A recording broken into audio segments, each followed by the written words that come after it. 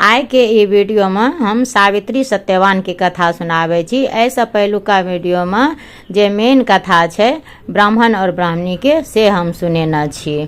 तो चलू अब अहाँ सबके हम सावित्री और सत्यवान के कथा सुना रहल छी। अहाँ सब ध्यान से सुनू। पूजनाहार सुननाहार सबके सौभाग्य के प्राप्ति होइ छै। तो सावित्री जे रहे एक देश के एकटा राजा रहे। उनकर नाम ओ अशुपति राजा भद्र देश के राजा रहथिन। उनका कोनो एकोटा पुत्र नहीं रहन, संतान नहीं रहन, बेटा या बेटी किछ भी नहीं रहन। ओ संतान प्राप्ति के लेल बहुत सारा यज्ञ करैत रहथिन। 18 साल तक पंडित के राय के मंत्रोच्चारण करैत रहल, आहुति दैत रहल। तो हुनका जे छै से एक दिन सावित्री देवी जे छै से प्रगट भेलखिन और ओ प्रगट भए कऽ से उनका वरदान देलखिन कि हे राजन, अहाँके बहुत ही तेजस्वी गुणवान एकटा कन्या हैत। ओ वरदान दए कऽ चलि गेलखिन। हुनका आशीर्वाद से एकटा कन्या जे छै से भेल। तो हुनके नाम पर हुनकर नाम सावित्री राखल गेल। हुनकर नाम सावित्री राखल। सावित्री जखन पैघ भए गेल, ओ दिन दुना राति चगुना बढ़ैत रहए। बहुत ही गुणवान रहथिन, रूपवान रहथिन। ओ बढ़ल तऽ पैघ जहन भेलै कनिटा 10 साल 12 साल, तऽ हुनकर राजा के जे छै से चिंता बढ़े लागल कि आब एतेक सुंदर हमर बेटी यऽ, एहन गुणवान यऽ, सती यऽ, एकरा लेल कोन बर मिलते एहन जे हम एकरा लेल जे छै से बर ढूंढब, आ कतऽ एकर हम बियाह करबै, एकरा योग्य बर हमरा मिलते कि नहीं मिलते। एना कए कऽ जे छै से सबटा मंत्री सबके सब जगह देश विदेश सगठी भेजलक जे सावित्री के बर योग्य हेतै ओकरा जे छै से खोज कऽ आनू, ओकरे साथ जे छै से सावित्री के बियाह करबै। राजा स्वयं भी गेल खोजे ला, मंत्री सबके भेजलक, लेकिन कतौ हुनका सावित्री के योग्य बर भेटबे नहीं करे। अंत में ओ थाकि हारि कऽ घर एला आ बैस रहला आ दुखी रह लागल। तऽ फेर ओ कन्या जहन देखलकै सावित्री, तऽ पूछलकै अपन पिताजी से जे अहाँ किया एतेक उदास भेल छी, कोन बात के अहाँ के चिंता यऽ जे अहाँ एतेक दुखी देखा रहल छी। तऽ कहलकै कि जे दुख एहि बात के यऽ जे हम सगठी खोज एलहुँ, लेकिन अहाँ के योग्य बर हमरा कतौ नहीं मिल रहल यऽ, से आब हम की करी। से नहीं तऽ अहाँ जाओ आर अहाँ स्वयं खोज कऽ आबू कि अहाँके बर जे छै से अहाँके लायक जे बर हेतै हम ओकरे से जे छै से अहाँके बियाह कए देब। कहलकै ठीक छै, तऽ एहि बात लए अहाँ दुखी किया भेल छी, से हम जे छै से स्वयं जाइ छियै, अपने से खोजबै। सावित्री जे छै से खोजैत खोजैत एकटा तपोवन चलि गेल। तपोवन गेल तऽ ओतऽ देखलक कि साल्व देश के राजा धूम्रसेन रहै। ओकर राज्यपाट जे छै से छीन लेना रहन।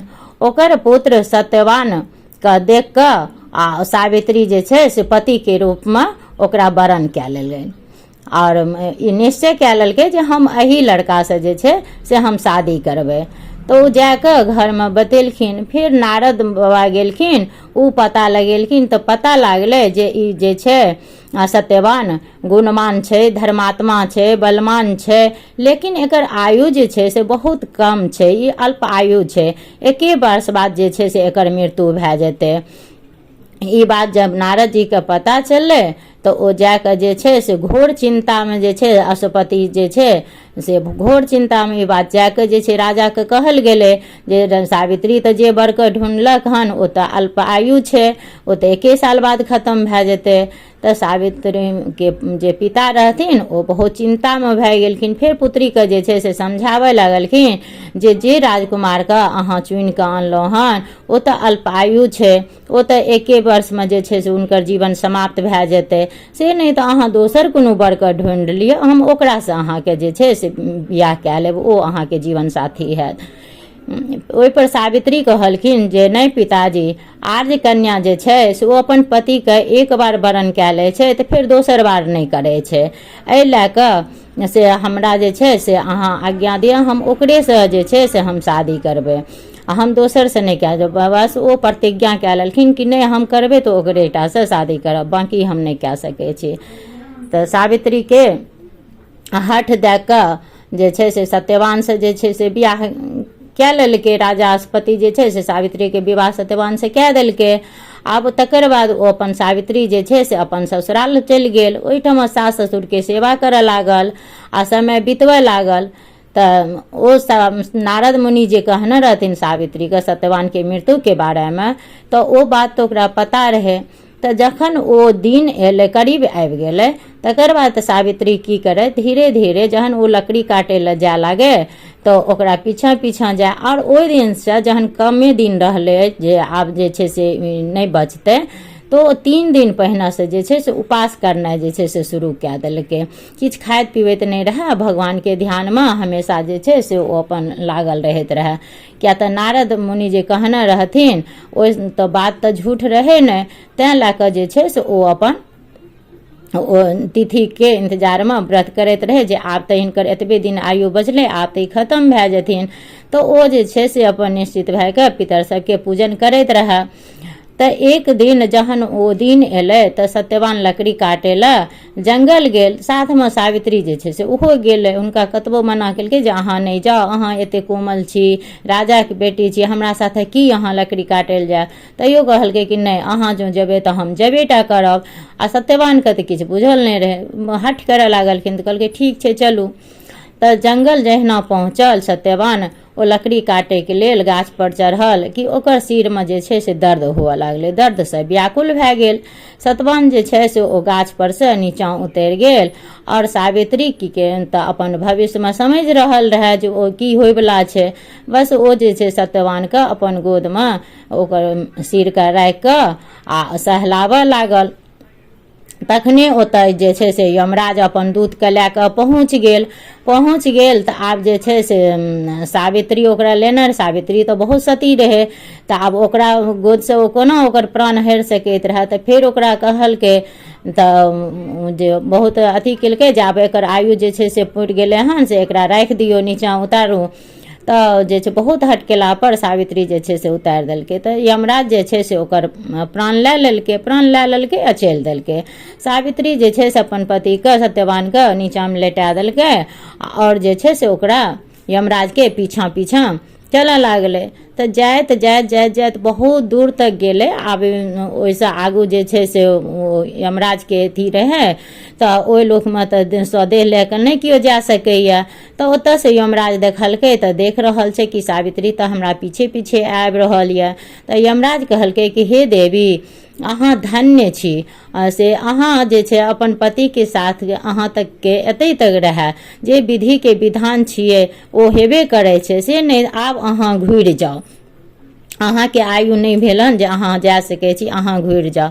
ई कहलकै कि नहीं, हम एकेठाम घुरिए नहीं सकै छी, अहाँ हमर पति के लए जा रहल छी तऽ हम एतऽ रहि कऽ की करब।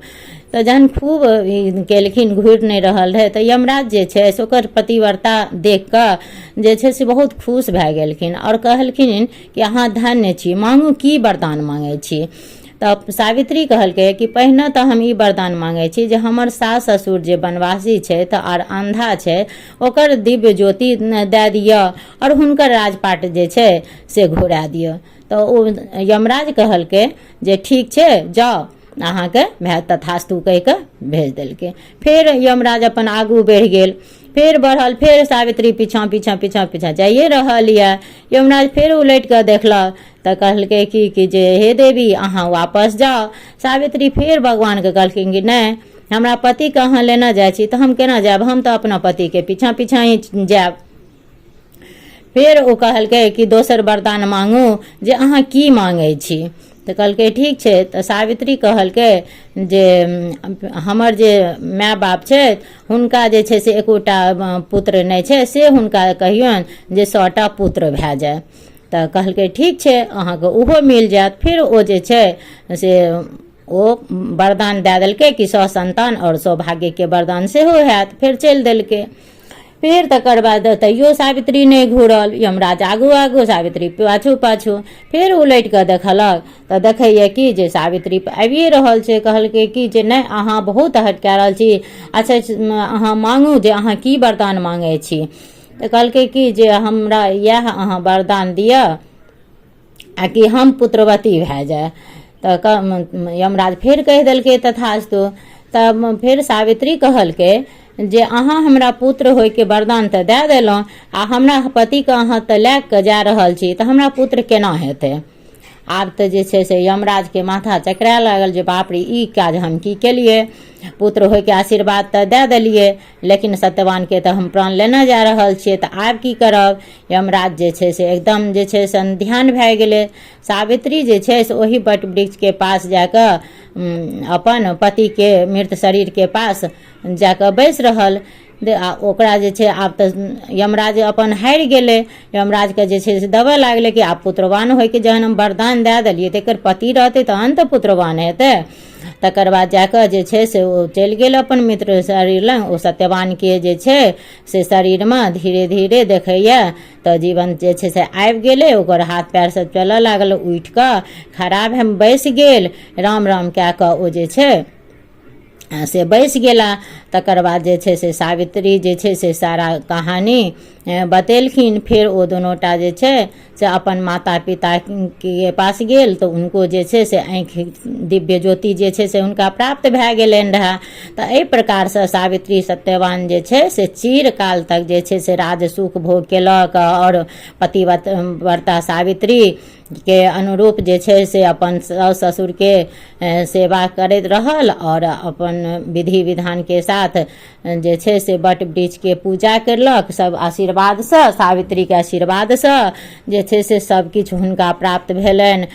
भाइ 100टा भाइ भए गेलनि, हुनकर पिताके संतान भेलनि, राजपाट मिल गेलनि, सास ससुरके आँखि भए गेलनि और चिरकाल तक जे छै से सुख भोग केलक। तऽ जे नवविवाहित छी या जे भी छी ओ सब जे छै अहिना सावित्री जकाँ अपन जे छै से निष्ठासँ जे पूजा करै छै हुनका सबके सौभाग्य प्राप्त होइ छनि। तऽ ओही दिनसँ ई सावित्री सत्यवानके कथा हुअ लागल हन। आ बड़ेके गाछ रहै तऽ बड़के गाछके ओनाहियो महत्व जे छै से पहिने वीडियोमे हम बता चुकल छी। तऽ ओही बड़के गाछ तर जे छै से पूजा होइ छै। तऽ एहि प्रकारसँ दोनों कथा अहाँ सबके बतेलहुँ तऽ दोनों कथा जरूर सुनब। अगर नीक लागल है तऽ लाइक और शेयर जरूर करब।